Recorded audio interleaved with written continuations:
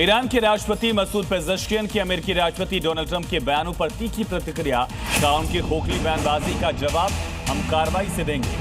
Pezeshkian ने साफ किया कि ईरान अपनी संप्रभुता और देश की एक इंच जमीन की रक्षा के लिए पूरी तरह प्रतिबद्ध है। ये ईरान के राष्ट्रपति मसूद पेज़ेश्कियन की तरफ से बड़ा बयान।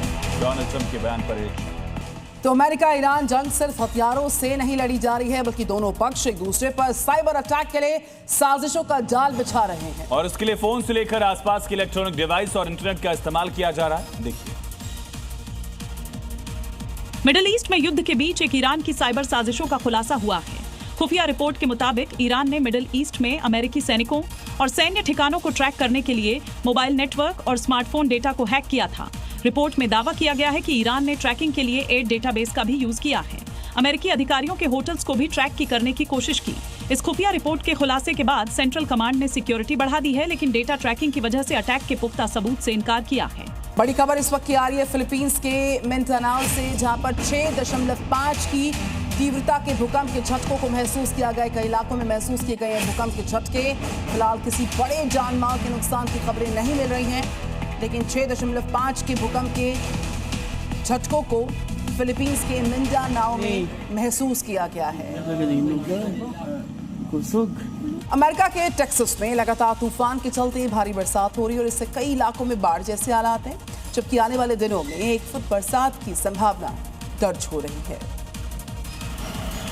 भारी बारिश और बाढ़ को देखते हुए टेक्सास के गवर्नर ने 59 काउंटी में इमरजेंसी का ऐलान किया है, क्योंकि टेक्सास में सड़कों पर सैलाब बह रहा है। गाड़ियों को जलजमाव के बीच सफर करना पड़ रहा है, जिससे हादसों का खतरा बढ़ता जा रहा है। नेशनल वेदर सर्विस ने टेक्सास के कुछ हिस्सों में बहुत ज्यादा बारिश के लिए हाई रिस्क का अलर्ट जारी कर दिया, क्योंकि लगातार बारिश से फ्लैश फ्लड का खतरा और बढ़ गया है, जिसको देखते हुए लोगों से पानी में गाड़ी ना चलाने और जरूरी होने पर ही घर से निकलने की अपील की जा रही है। बड़ी खबर, हॉर्मुज को लेकर ट्रंप ने फैसला बदल लिया है। जहाजों पर 20% टोल लगाने का जो फैसला था वो वापस लिया गया। मिडिल ईस्ट के नेताओं के साथ बातचीत के बाद इस फैसले को बदला गया। कहना ट्रंप का, खाड़ी देशों से होने वाले नए व्यापार और निवेश समझौतों से अमेरिका में बड़े पैमाने पर निवेश आएगा, ये कहना ट्रंप का। तो डोनाल्ड ट्रंप की तरफ से फैसला बदल दिया गया। अमेरिका ने हॉर्मुज को फ्री करने के लिए एक बार फिर से ईरान की नाकेबंदी शुरू कर दी है,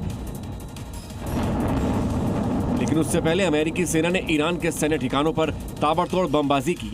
अमेरिकी सेंट्रल कमांड ने बताया कि पिछले 3 दिनों में ईरान की 300 से ज्यादा ठिकानों पर हमले किए गए और फिलहाल ईरान को घेरने के लिए 20 से अधिक वॉरशिप्स और सैकड़ों फाइटर जेट्स मिडिल ईस्ट में तैनात हैं, क्योंकि अमेरिका किसी भी कीमत पर हॉर्मुज को ईरान से फ्री करना चाहता है।